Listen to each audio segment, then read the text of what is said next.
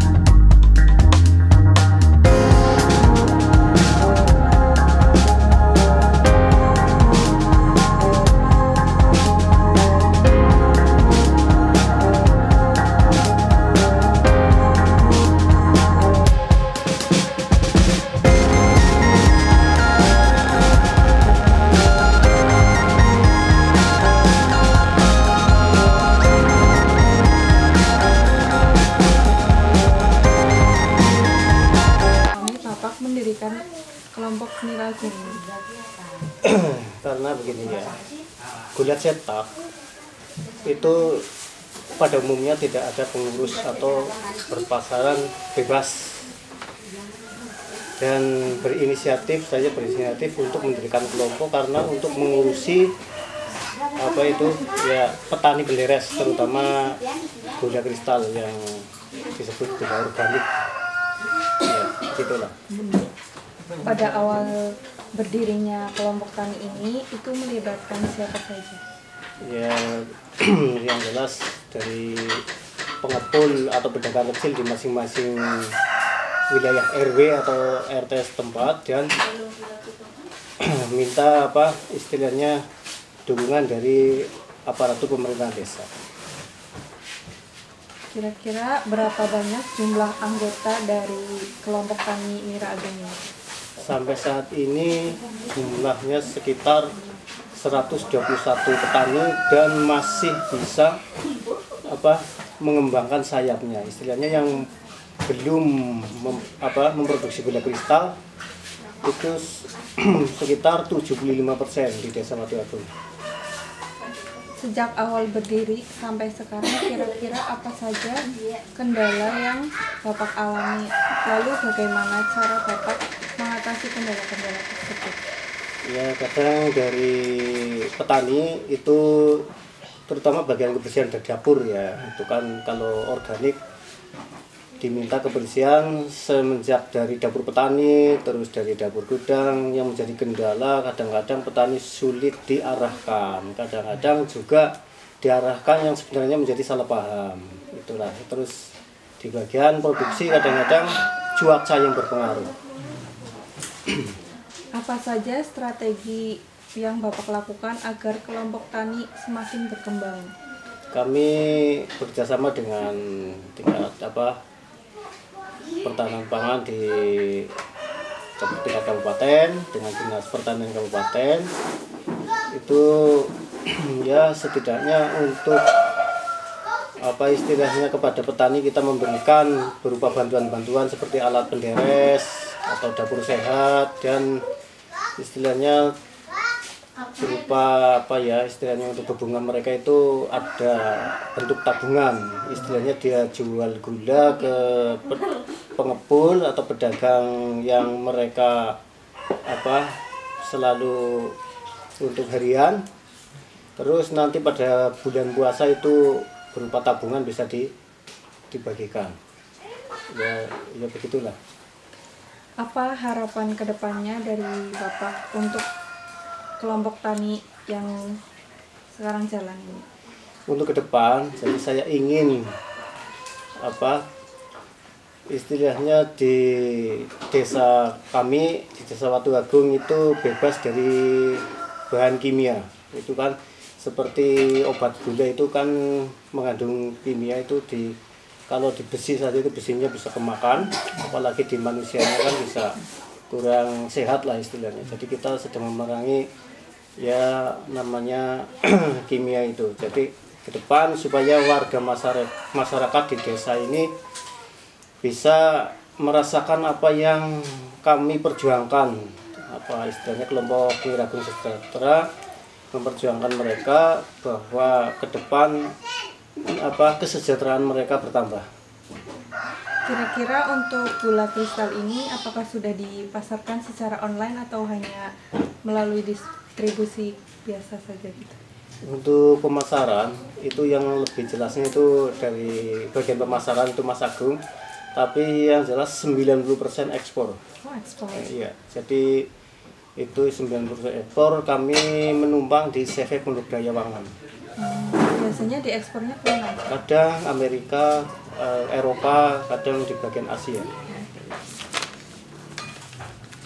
Terus hingga saat ini apakah kelompok tani Mira Agung memiliki pengaruh terhadap masyarakat sekitar? Ya, alhamdulillah sudah dirasakan bahwa petani sebelum mereka membuat gula kristal, itu dicetak, itu dibawa ke warung untuk istilahnya tukaran ya, tukaran dengan sembako. Itu kadang-kadang sampai min. sampai kurang. Dan setelah mereka membuat kristal, dia merasakan bahwa ada nilai lebih karena harga kristal, gula kristal seperti itu lebih mahal dibanding gula cetak. Jadi mereka sudah merasakan lah apa yang dia dia merasakan dari hasil mereka lah. Terus Ya kira-kira kayak seperti itu aja Pak wawancaranya. iya, terima kasih ya. Ya, terima kasih.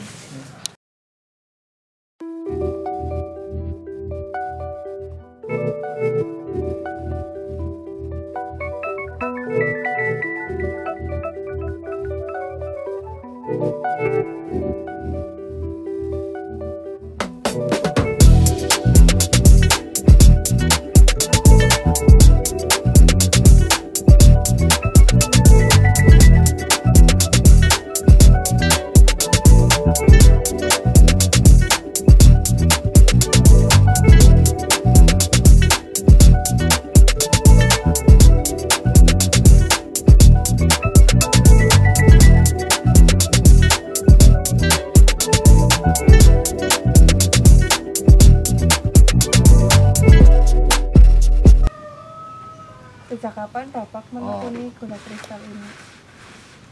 Saya mulai petani gula kristal sekitar 2 tahun. Kalau yang dulu itu agak cetak 2 tahun sekitar.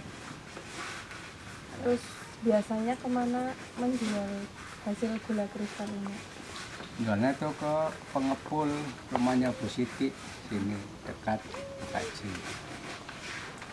Apa saja kendala yang Bapak alami dalam proses pembuatan gula kristal ini? Kendalanya tuh banyak.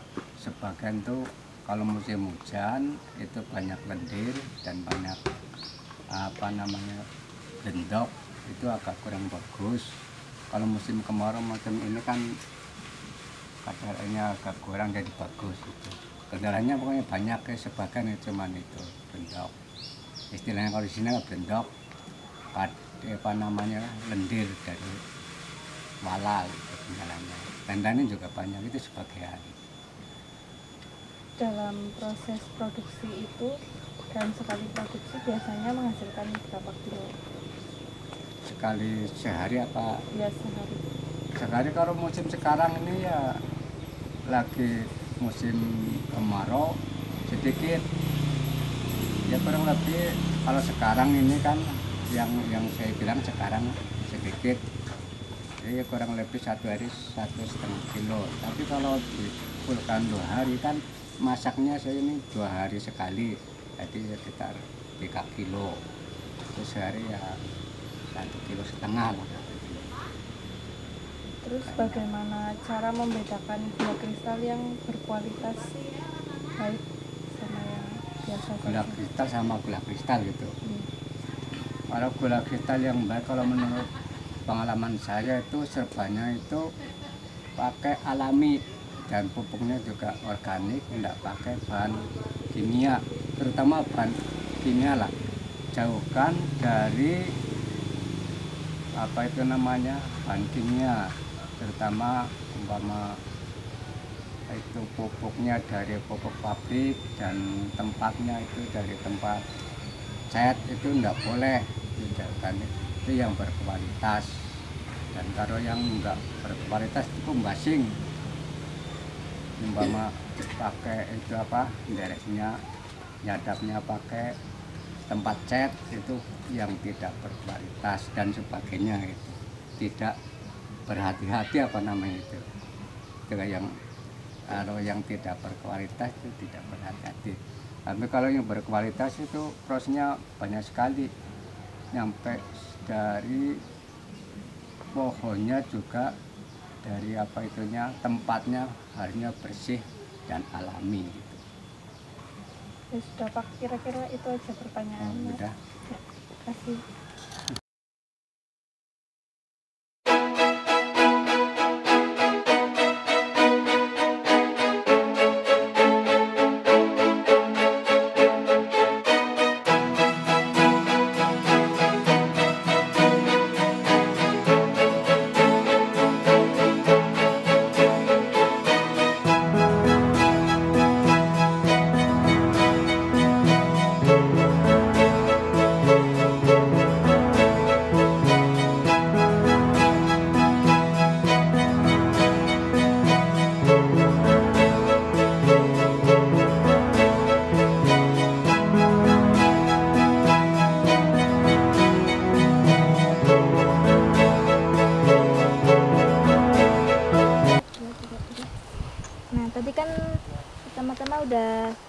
udah tahu ya Pak, kayak pembuatan kopi Mahamerunya. Ya.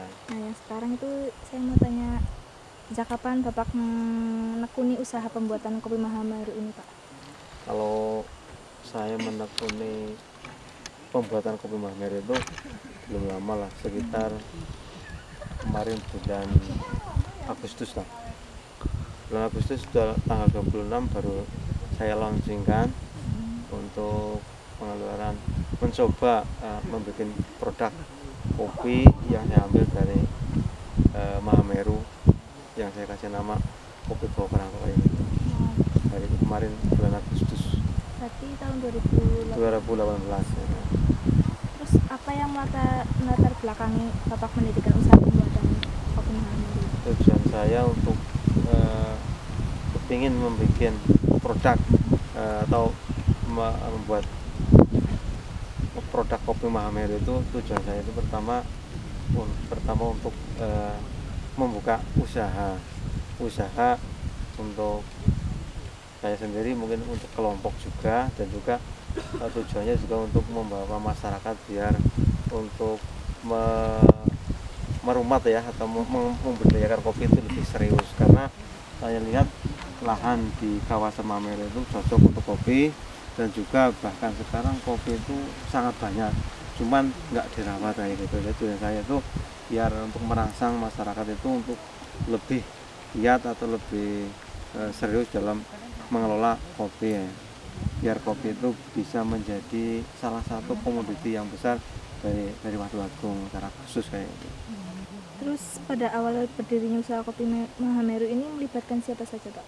Nah, pertama itu memang dari saya sendiri. Setelah itu saya mengumpulkan teman-teman, saya musyawarah sama teman-teman, saya ingin membuat produk kopi Mahameru. Saya membuat sebuah kelompok untuk barang-barang lah, untuk barang-barang bagaimana biar kita bisa punya usaha kemandirian kayak gitu.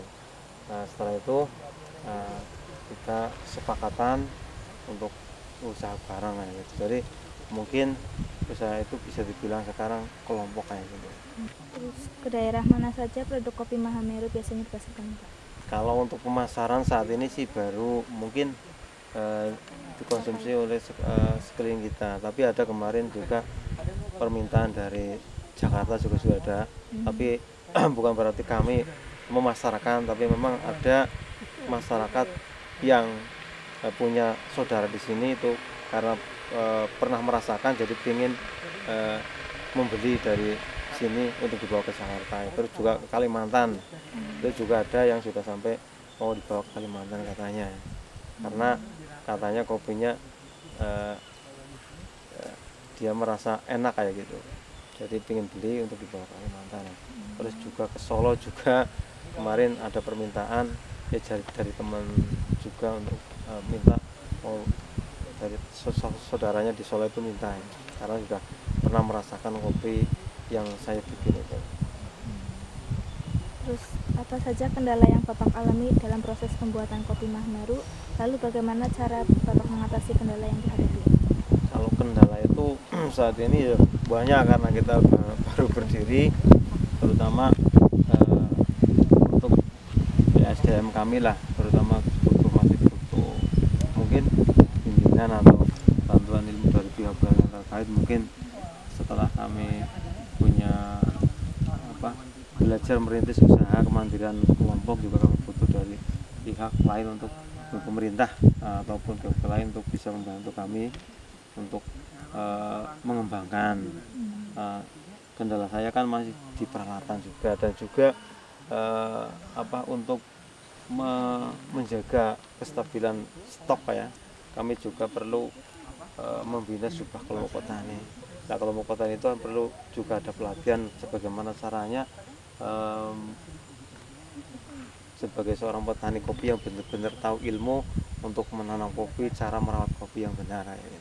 Itu yang jelas yang masih menjadi kendala saya adalah dari bahan baku. Kalau bahan baku, kalau lihat di sini banyaknya bahan baku yang hanya kopinya hanya sekedar itu, mungkin ke depan bahan baku itu akan habis. Nah, tidak bisa mencukupi untuk membuat produksi yang lebih banyak kayak gitu. Makanya ini berusaha untuk membina petani kopi agar lebih serius lagi. Terus kalau boleh tahu yang terperinci itu bagaimana proses pembuatan kopi Mahameru dari proses pemetikan sampai selesai? Kalau pemetikan di sini memang masyarakat belum punya kesadaran yang tinggi tentang bagaimana cara memetik, yang jelas belum tahu ilmunya. Yang jelas cara memetik itu di sini yang penting tua ya, yang penting sudah tapi belum matang. Yang bagus itu memang harus sudah matang, warnanya sudah merah, itu nanti bisa menghasilkan kopi yang bagus. Nah, terus mungkin kalau petani sudah dikasih tahu mungkin cara memetiknya, mungkin nanti bisa lebih tahu lah untuk cara memetik kayak gitu. Terus apa saja strategi yang Bapak lakukan agar produk kopi Mahameru ini semakin dikenal masyarakat luas? Ya mungkin kami saat ini sih baru aja merencanakan ya, untuk setelah kami nanti minta perizinan dulu. Kalau produk kami sudah legal diakui, ada kes mungkin ya, yang jelas izin pengeluaran produk atau perdagangan sudah kami dapat, mungkin kami akan memperluas untuk memasok ke pasaran dengan cara ya mungkin kami akan lewat marketing biar kopi kami bisa luas untuk dipasarkan. Nah, terus apa harapan kedepannya dari Bapak dengan adanya kopi Mahameru ini? Harapan kami setelah kami bisa mengembangkan produk kopi Mahameru, harapan kami bisa mengurangi pengangguran mungkin secara khusus untuk sekeliling di wilayah kami mendirikan produk kopi tersebut atau mungkin pengolahan. Terus secara umum bisa juga kami ingin mengajarkan ya istilahnya untuk menolong lah saudara-saudara kita yang sekarang ini masih nganggur, bingung untuk bekerja. Mungkin harapan kami setelah kami mendirikan sebuah usaha kopi, itu nanti bisa memberi kesejahteraan baik pedagang ataupun petani ataupun pekerja yang nantinya ya kami bareng-bareng untuk bersama-sama untuk mengolah kopi di Mahameru. Kira-kira berapa lama waktu yang dibutuhkan dalam proses pembuatan kopi Mahameru? Untuk membuat kopinya gitu ya, dari proses awal itu ya membutuhkan waktu sekitar 3 jaman lah, dari mulai kami menggoreng sampai membuat bubuk juga mengemas, itu sekitar dalam proses itu biasa memakan waktu 3 jam.